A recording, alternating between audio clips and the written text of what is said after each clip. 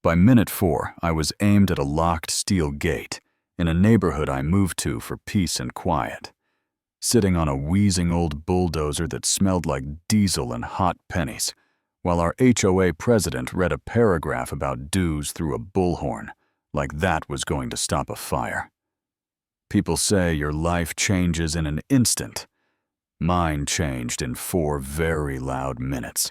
And if you stick with me, I'll tell you exactly how a quiet tech guy who hates confrontation ended up ripping out a gate to get a cul-de-sac to safety, and why I'd do it again tomorrow, even if half the internet calls me a criminal and the other half calls me a hero. I'm Evan Brooks, software guy by trade, peace addict by nature. The type who apologizes when someone bumps into me at the grocery store. You know what I mean. For years, the city felt like a speaker turned up too loud. Sirens' walls so thin, the neighbor's blender might as well be on my counter. So my wife Mia and I bought 5 acres outside Cedar Ridge, Arizona, where mornings smell like juniper and the wind sounds like a promise. The place came with a battered red barn, and in the corner like a sleeping bear, a sun-faded Komatsu bulldozer. The seller patted it like an old horse and said, "You'll call her Dolly out here. You'll need her more than you think." I laughed, city soft and naive, because why would a software guy ever need 30 tons of steel? Then I met Carol. Carol Whitman arrived like a pastel thundercloud. Visor-low smile, tight, a wicker basket in one hand, and a 3-ring binder in the other. The muffin she gave me tasted like drywall, and the packet was labeled Cedar Ridge Meadows, covenants, conditions, and restrictions. Trash cans cannot be visible from the road. She said, tapping a page like a judge, decorative statuary is subject to architectural review and commercial machinery. Cannot be stored in residential view. She flicked her eyes toward the barn, and that thing Dolly is behind the barn. I said it, you'd need a drone to see her from the road. She blinked like a cat. That got the cream, a good thing. I have excellent eyesight and a strong sense of community. Standards she gave me until Friday to fix everything.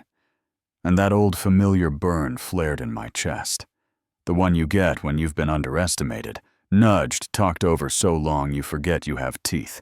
The notices stacked up like parking tickets. Our grass a 1/4 inch too tall. My barbecue producing unapproved aromas. And when we applied for solar panels, she denied them for clashing with the rustic aesthetic, which was funny, because her roof looked like a satellite museum. The pettiness would be funny if it didn't touch safety. And that's when Hank from next door pulled up 2 camp chairs and a 6-pack and told me what actually mattered. "Forget the gnomes," he said. Nodding at Mia's garden, "You need to know about the fire road at the end of our cul-de-sac. A dirt service road runs along a brush-cleared strip. That's the community's emergency fire break. If the main road fails last year, Carol had a heavy steel gate installed with a big padlock. She keeps the only key." I laughed because I thought he was messing with me. He wasn't. "I spent 28 years fighting wildfires," he said. "You count minutes in a burnover, not committee votes. Open access during red flag days is non-negotiable."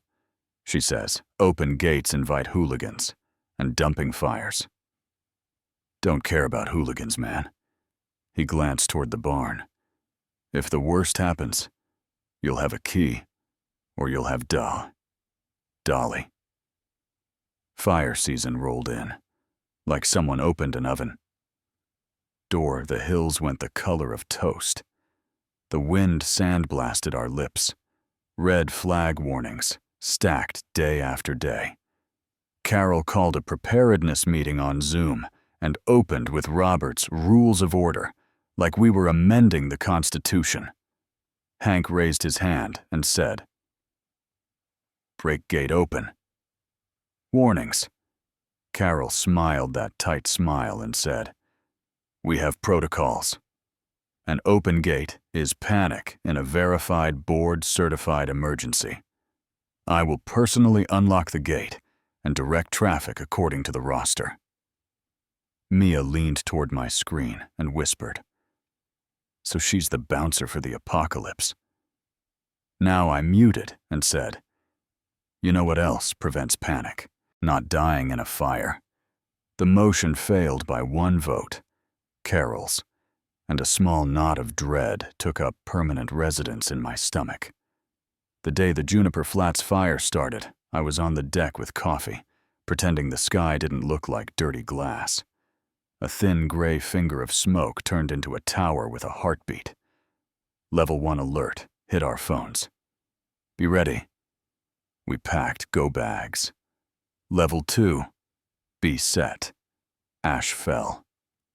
Like bad snow. The helicopter started that far away. Whump. Whump. You feel in your ribs. Level 3, go now. So we loaded our dog, Buck. Grabbed the documents, the water. The shoebox of family photos fell into a convoy of taillights heading for the highway. 2 turns later, a wall of red brake lights stopped us cold, and the update hit my screen in the same breath. A burning tree had fallen across both lanes at Mount Canyon. The primary exit was blocked. Our only other way out was the Firebreak road. We spun the convoy around and sprinted for the cul-de-sac. And there she was, visor lowered, like it could stop embers standing at a folding table in front of the shiny padlocked gate, clipboard squared to the inch. I parked sideways and ran lungs hot with smoke. Carol unlocked the gate. Now she didn't look up, just checked a box with a little flourish. "There is an order to this." "Evan, we must remain calm. I need to verify everyone is current on dues before granting emergency access." Hank leaned out his truck window and yelled, "Are you hearing yourself? People could die while you debate a line item." She smoothed her visor and said, "Protocols exist for a reason." Something cold and heavy clicked into place in me, the feeling you get when you stop asking for permission because you've already paid for the consequences. I looked at Mia's face behind the windshield, white with fear. I looked at the ridgeline. Not a glow anymore, but tall, greedy tongues. I looked at that gate, then past my neighbors, down our street to the red barn. The idea hit me like a shove. 4 minutes. I thought that's all I need. Minute 1. I cut across our yard, hopped the little fence.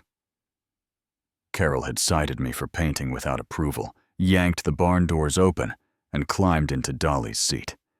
Turned the key, and begged. The starter coughed. The engine caught. The note punched the air out of my chest, no time for finesse.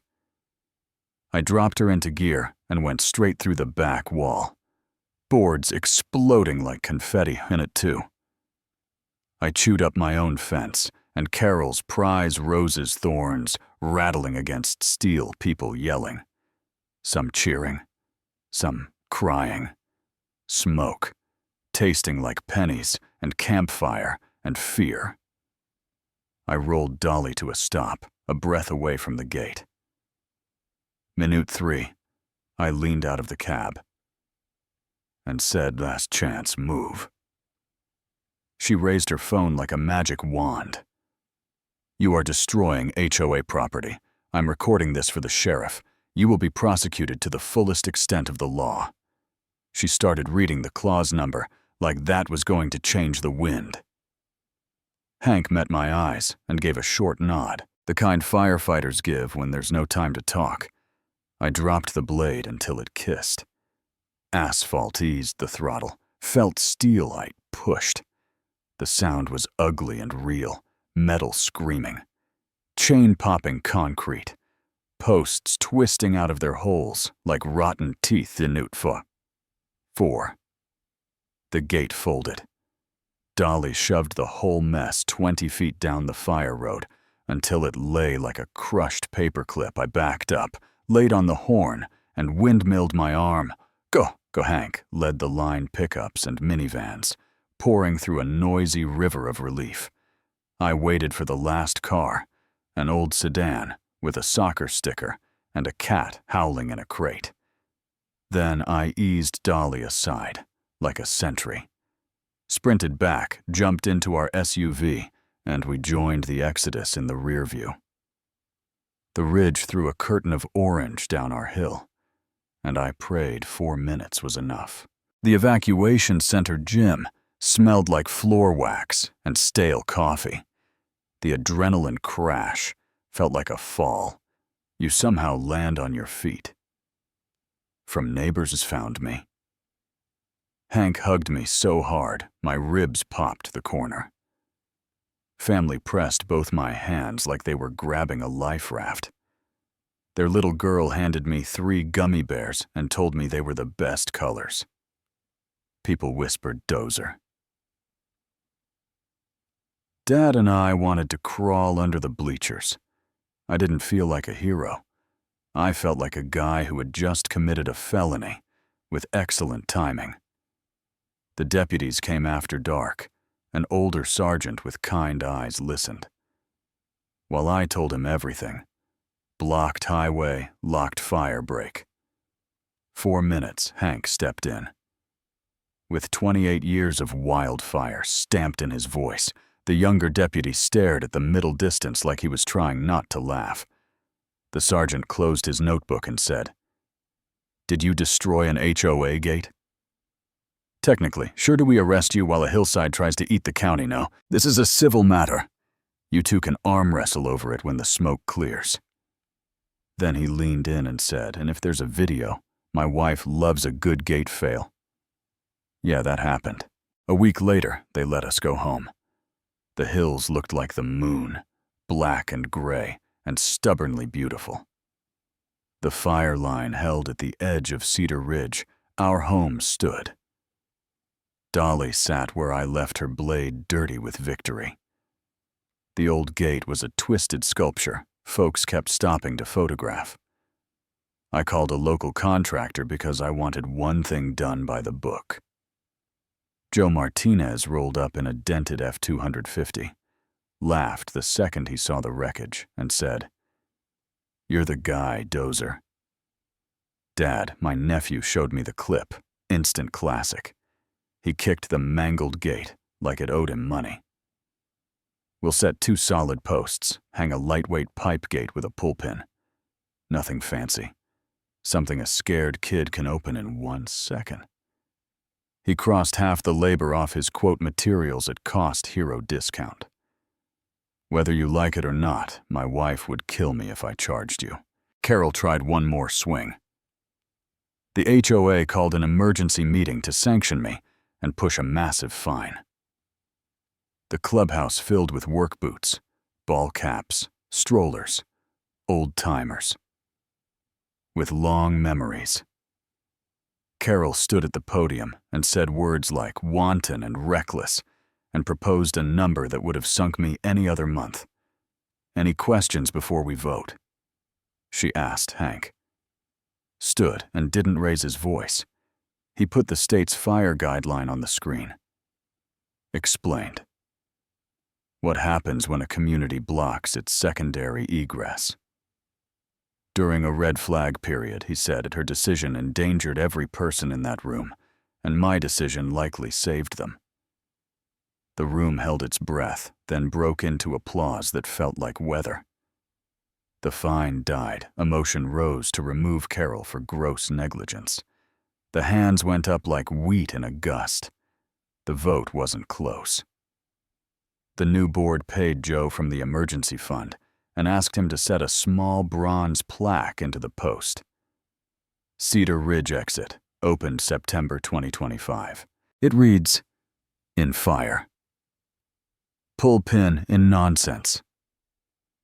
Start Dolly, I laughed so hard I had to sit on the gravel.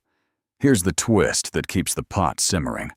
A certified letter from a law office showed up last week alleges. Damages cites codes. I've never heard of, invites us to mediation. The board says they've got it. Hank says, bring snacks.